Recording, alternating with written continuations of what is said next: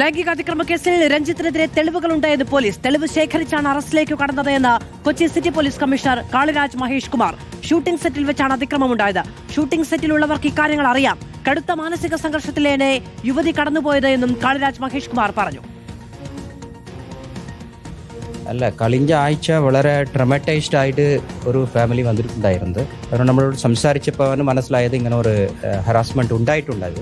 വളരെ സെൻസിറ്റീവ് ആയതുകൊണ്ട് തന്നെ നമുക്കൊരു SIT രൂപീകരിച്ച് വുമൻ പോലീസ് ഓഫീസേഴ്സാണ് ഇനിഷ്യലി ഇട്ട് പിന്നെ അവരുടെ സ്റ്റേറ്റ്മെന്റ് ഒക്കെ റെക്കോർഡ് ചെയ്തിട്ട് ഓൾറെഡി നോൺ കേസിലുള്ള ആൾക്കാരുടെ സെലിബ്രിറ്റി ആയതുകൊണ്ട് നമുക്ക് കുറേ വെരിഫിക്കേഷൻ ചെയ്തിട്ട് പിന്നെയാണ് നമ്മൾ മുൻകൂട്ടി പോയത്. ഷൂട്ടിംഗ് ഷെട്ടിൽ നടന്നിട്ടുള്ളതാണ്. ഷൂട്ടിംഗ് ഷെട്ടിലുള്ള ആൾക്കാർക്ക് എല്ലാം അറിയും. അപ്പം തന്നെ വിക്ടിം കരഞ്ഞുകൊണ്ട് പുറത്ത് വന്ന് അവിടെ ഉള്ള ആൾക്കാരോട് പറഞ്ഞ് അവർ തന്നെ അവരെ സമാധാനപ്പെടുത്തി വിട്ടിട്ടുള്ളതാണ്. Victim was highly traumatised. കൗൺസിലിങ്ങും സൈക്കാട്രിക് ട്രീറ്റ്മെന്റ് ഒക്കെ പോയിട്ട് വളരെ ലേറ്റ് ആയിട്ട് ഒരു കോൺഫിഡൻഷ്യൽ വന്നപ്പോഴാണ് വന്നത്. നമുക്കിവിടെ വന്നപ്പോൾ തന്നെ വളരെ കരഞ്ഞുകൊണ്ടും അവർക്ക് ഏറ്റവും വലിയ ചാലഞ്ച് എന്തെങ്കിലും അവർ എതിർത്ത് നിൽക്കുന്നത് ഒരു വലിയ ആളാണെങ്கிறது കൊണ്ട് നേരത്തെ ഒരു അത്തനോട് പോയിട്ടില്ല എങ്கிறது ഒരു ഇതുകൊണ്ട് പിന്നെ അവരുടെ പ്രൈവസി ആൻഡ് കോൺഫിഡൻഷ്യലിറ്റി. രഞ്ജിത്ത് അറസ്റ്റ് ഒഴിവാക്കി രക്ഷപ്പെടാൻ ശ്രമിച്ചിരുന്നുവെന്ന് DCP അശ്വതി ജിജി.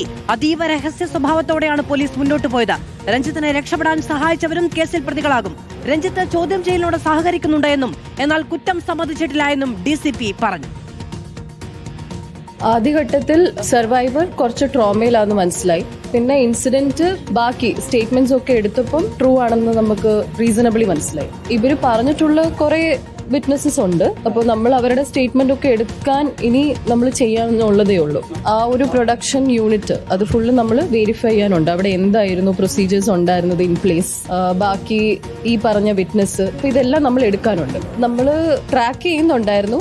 അപ്പോൾ രക്ഷപ്പെടാനുള്ള ഒരു അവസരം ആണെന്ന് നമുക്ക് തോന്നി. അപ്പോൾ നമ്മുടെ ടീം ബേസിക്കലി ബാക്കി ജില്ലകളുമായിട്ട് കോർഡിനേറ്റ് ചെയ്തിട്ടാണ് ഡീറ്റെയിൻ ചെയ്യാൻ പറ്റിയത്. സഹകരിക്കുന്നുണ്ട്, ആക്സെപ്റ്റ് ചെയ്യുന്നില്ല എന്നാണ് പറഞ്ഞത്. 75 basically sexual harassment, 79 outraging modesty of women, പിന്നെ 127 ഉണ്ട് wrongful confinement.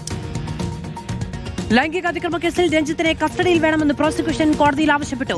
കാരവൻ കണ്ടെത്താൻ വേണ്ടി മാത്രമാണ് കസ്റ്റഡിയെന്നും അതിനാൽ കൂടുതൽ ദിവസം അനുവദിക്കാൻ പാടില്ല എന്നും പ്രതിഭാഗം കോടതിയിൽ വാദിച്ചു. ജാമ്യാപേക്ഷ ഉച്ചയ്ക്ക് ശേഷം വീണ്ടും പരിഗണിക്കും. ശ്യാം ദേവരാജ വിവരങ്ങളുമായി ചേരുകയാണ്. ശ്യാം, ഈ റിമാൻഡ് ചെയ്യുമ്പോൾ തന്നെ കോടതിയിൽ കൃത്യമായി മജിസ്ട്രേറ്റിന് മുന്നിൽ കൃത്യമായി പറഞ്ഞിരുന്ന ഒരു കാര്യമെന്ന് പറയുന്നത് ജാമ്യം നൽകുകയാണ് എങ്കിൽ ഈ തെളിവ് നശിപ്പിക്കാൻ സാധ്യതയുണ്ട്, ഉന്നതാധികാരത്തിൽ അടക്കം ഇരുന്ന ഒരാളാണ് എന്നത് ചൂണ്ടിക്കാണിച്ചുകൊണ്ടാണ്. ഈ കാരവാൻ തിരിച്ചറിയുക എന്നുള്ളത് മാത്രമാണ് ലക്ഷ്യമെന്ന് പ്രതിഭാഗം ഉന്നയിക്കുന്നത്. എങ്ങനെയാണ്? കാരവനിൽ വെച്ചാണ് സ്ത്രീക്കെതിരായ ലൈംഗിക അതിക്രമം രഞ്ജിത്ത് കാണിച്ചത് എന്നതാണ് ഈ പോലീസിന്റെ കേസ് അല്ലെങ്കിൽ പോലീസ് നൽകിയ പരാതിയുടെ ഉള്ളടക്കത്തിൽ പറയുന്ന ഏറ്റവും പ്രധാനപ്പെട്ട ആക്ഷേപം. അതുകൊണ്ട് തന്നെയാണ് ഏറ്റവും പ്രധാനപ്പെട്ട തെളിവായ ഈ കാരവൻ കണ്ടെത്തണമെന്ന് പോലീസ് ആവശ്യപ്പെടുന്നത്. അതുകൊണ്ട് രഞ്ജിത്തിനെ കസ്റ്റഡിയിൽ വേണമെന്ന ആവശ്യവും കൂടി പോലീസ് ഉന്നയിക്കുകയും ചെയ്തു. പക്ഷേ പ്രതിഭാഗം ഈ കസ്റ്റഡി അപേക്ഷയെ എതിർത്ത് പറയുന്ന ഏറ്റവും പ്രധാനപ്പെട്ട കാര്യം പ്രതിയെ കാരവാൻ കണ്ടെത്താൻ വേണ്ടി മാത്രമാണ് കസ്റ്റഡി.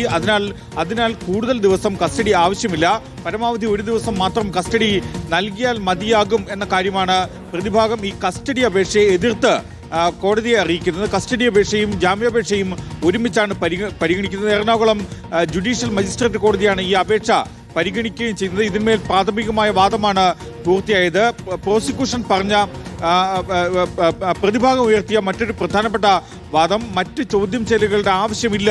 അതുകൊണ്ട് തന്നെ ഈ കാരവൻ കണ്ടെത്താൻ വേണ്ടി മാത്രമാണ് കസ്റ്റഡി. അതുകൊണ്ട് തന്നെ കൂടുതൽ ദിവസം അനുവദിക്കരുത്. മാത്രമല്ല കസ്റ്റഡി ആവശ്യമെങ്കിൽ ഇന്ന് തന്നെ കസ്റ്റഡി അപേക്ഷ ഫയൽ ചെയ്യേണ്ടതല്ലേ എന്ന കാര്യവും കൂടി പ്രതിഭാഗം കോടതിയിൽ വാദമായി തന്നെ ഉന്നയിക്കുകയും ചെയ്തു. രഞ്ജിത്തിന്റെ ജാമ്യാപേക്ഷ കോടതി ഉച്ചയ്ക്ക് ശേഷം പരിഗണിക്കാനായി ആണ് മാറ്റിയത്.